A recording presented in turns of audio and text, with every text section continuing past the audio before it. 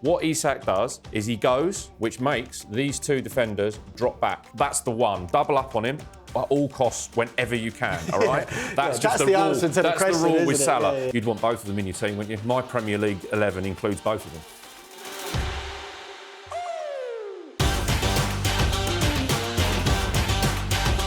Newcastle United are chasing their first major title in 56 years, if you count the Fairs Cup. But like most of us, if you don't, it's 70 years since their 1955 FA Cup triumph, and they go to Wembley on Sunday looking to overcome Liverpool, who are defending their Carabao Cup title. I'm Will Pugh, and we are back in the Tactics Exposed Team Talk studio with Sun Sports tactical guru Dean Scoggins. Dean, a massive game on Sunday, and I think it's fair to say more so for the Newcastle fans, desperate for a first trophy for decades under the new regime. Talk to me. Yeah, I think you can smell the desperation from Newcastle, can't you? But yeah, it's fantastic. It's a fantastic final.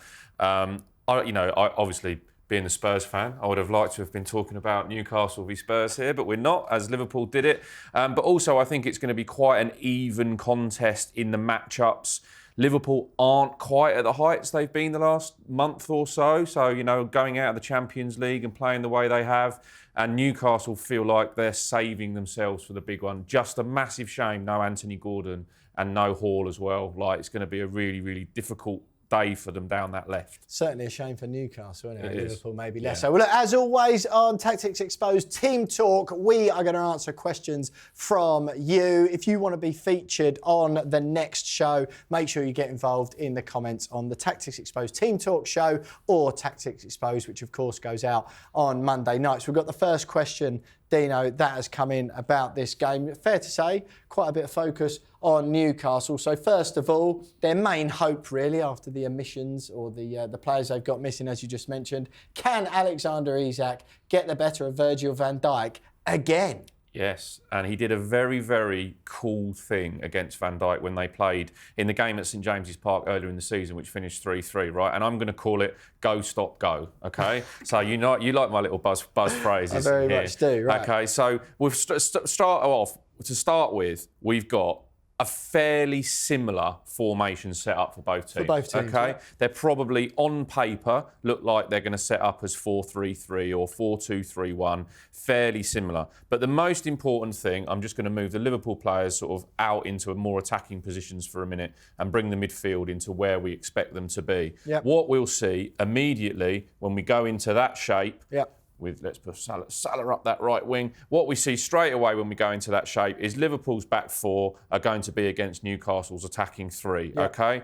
No great secret there. But what it is Alexander Isak being the man to try and take on Konate and Van Dijk by himself, let's say, yeah, sure. okay? Because they will go man for man in a lot of other areas on the field. Newcastle will, yeah, yeah. they like one-to-one matchups, they face up with each other, and Eddie Howe backs them to win individual duels. Definitely. All over the place, okay? But what Isak did in that first game at St James's Park against Van Dijk and Konate, if the ball is in this area here of midfield, let's say it's with Bruno or Tonali, and they're going to play a ball into him when play's broken, a little bit like this. The setup will be fairly similar to this. Yep. In broken play or transition. What Isak does is he goes, first of all, which makes these two defenders go drop back. Then he stops. So just quickly then, Dino, he's doing this when Newcastle have got the ball in this midfield Exactly, position, and it's yeah? broken play and they're just about to attack. Okay? And you said that he's done this before in a game? He did Just this for the remind us what goal game? at St James's Park in the 3-3 draw. Okay, cool, when he yep. scored that smash from the edge of the box into the top corner. Yep. But he does it a lot. It's very, very clever movement. So first of all, he goes. Yep. So these two then drop off. Yep. And because you don't want to be in a race with him going the other way. And then he stops. Okay. And so he can receive the ball and then he goes again. So then he's faced you up as a defender. Yeah, right. And then it's sort of are you looking over your shoulder at him? Which way you go? Does the defender, when he starts to go, start to narrow the gap like Van Dijk would naturally do? Yep. And then when he picks the ball up, he's running at you here, which is where he scored his smash goal from here into the top corner of that game. And then, of course, if the defenders do get in a great position and block it up, and then he receives the ball into feet there, That's when you get your runner from this side, who's likely to be Harvey Barnes in the cup final because we've got no Anthony Gordon. Yep. And then you get Murphy coming up the other side with his pace the other way, running into these channels because Isak has made that narrow space there. So that's going to be the one for Konate and Van Dijk. Are they going to be able to make a decision between them? You know, like the old 1-1 defending. You go to him and I'll drop. Yeah. Or as soon as they get flat, they've got a problem because he's going to make a run in between around the outsides of them. He's going to be a big handful. Just show me quickly then, Dino, before we move on to question number 2. What's the best way to combat that for the defenders? I think there's 2 ways. They get the midfield player who would likely be Gravenberch. Yep. It could be McAllister, but let's say it's Gravenberch to drop back in here and cut off that supply line. So it's much more difficult for Isak to have the ball into feet. The second way, it will happen. They will get the ball into him at times. The second way is for one of them really to engage straight away and gamble or hope that the other guy's in behind him. So who would you suggest, if you're Liverpool manager Arne Slot, you would be having Van Dijk on him or Konate? I think you'd want Konate to engage and Van Dijk to read that Konate is going to do that round the other way. And that was the clever thing that Isak did in that first game, is that what he did, he actually drifted towards Van Dijk first, because then if it's him and Van Dijk together, then it's much more difficult for Konate to engage that. So we're only talking about 3 or 4 yards difference here, but Isak starts most of his game in this area of the field. We'll show his heat map, and he starts in this area of the field so that he wants defenders to make this decision here. Are you going to come out and engage me, or are you going to let me run at you? So very, very difficult. OK, Dino, so we've done Newcastle's star man in Alexander Isak. Fair to say, if he has an off day, you can't see Newcastle going home with the silverware. But Mo Salah is Liverpool's star man, of course. Just 1 goal, Dino, in his last 7 Wembley appearances for Mo Salah. So yeah, thank you very much. You could argue, I don't think people would say he's not a big game player, but pressure on Salah to deliver for the Reds. Talk to me. The question is, coming in on the YouTube comments, how on earth do Newcastle cope with Salah? The question that Premier League defences and managers have been trying to answer for the last 5, 6, 7, 8, 9, 10 years. Yeah, and it's really interesting because they've obviously got a problem where with Hall injured, they're going to have to move Livramento to left back. They could move Trippier to left back. That could be an alternative, but most likely it will be Trippier at right back and Livramento at left back.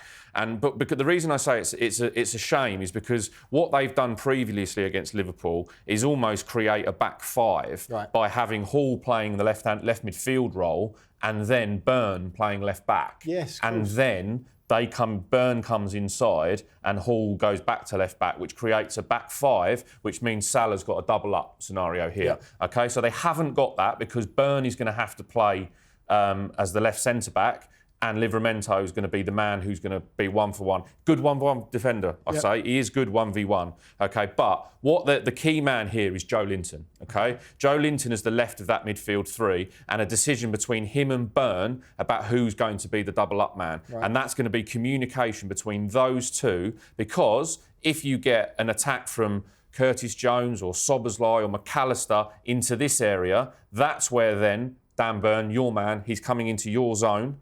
Then Joe Linton can come back in here and help out with Livramento, okay? So that's the one. Double up on him at all costs whenever you can, all right? That's just the rule. Answer to the question, the rule with isn't it? Salah. Yeah. But the other tactical thing that I think is really important to note is that when Liverpool have the ball in defensive positions, okay, they are quite direct. They can be quite direct. So if it's Gakpo or Diaz that moves into a centre-forward position and then the alternative player, the other player is over here, they'll end up in this scenario where they want to go back to front quite quickly. So if Joe Linton's on his midfield man, if Bruno's on his man and Tonali's on his man, what they'll do is go direct to Salah as fast as they can. And the key thing from a Newcastle defensive point of view is that they get him going this way. What PSG did in the week, brilliantly, actually in both legs of the Champions League, was whenever Salah received the ball, he was coming this way. He was coming backwards towards the halfway line to receive the ball in this direction.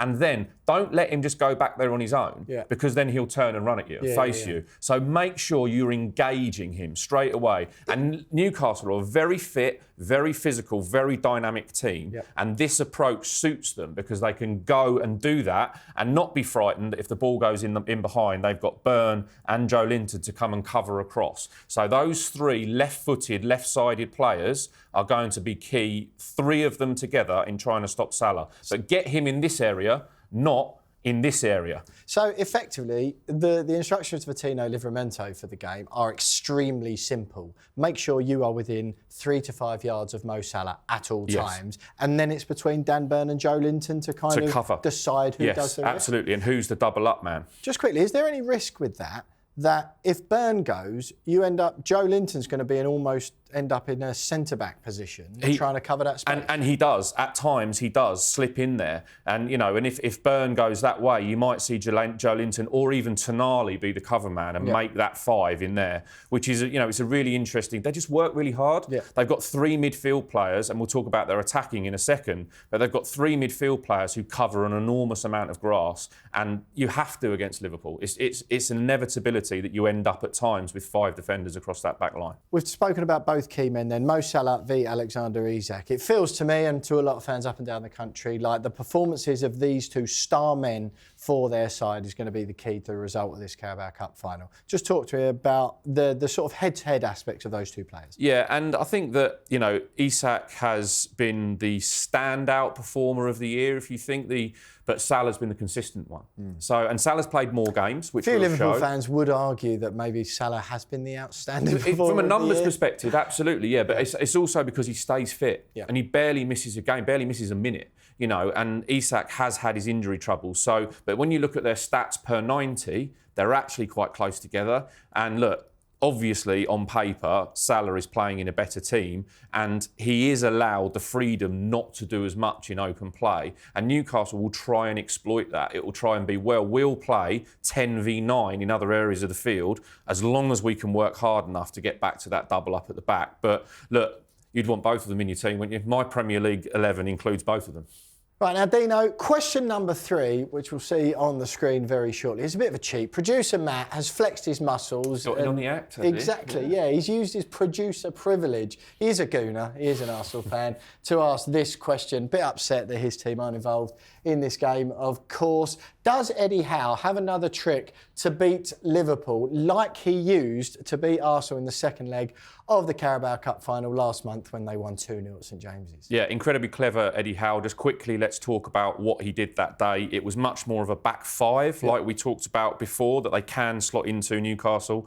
But they identified that often Arsenal play out through Declan Rice in that game. So instead of having a midfielder go and push onto Declan Rice and therefore open up what we call those passing lanes for the ball to come through this gap and play out. And when David Raya does his direct throws, does that one, he left his midfielder in there and it was Share. I'm sorry, pronunciation not the greatest again. He came all the way out to press Declan Rice on the edge of Arsenal's own area, and he caused Arsenal loads and loads of problems. And it was a brave tactic, okay? So this is what I think they could do against Liverpool this time, okay, to be a bit more clever. It was a similar, you were at the London Stadium against West Ham, they did a similar sort of thing to West Ham, okay? So what they do now is that Bruno Guimaraes is not always the one who sits. Yep. He will go and press with the attack. So you've got Isak and Guimaraes, you've got the wingers also pressing, okay, and then you end up with a midfielder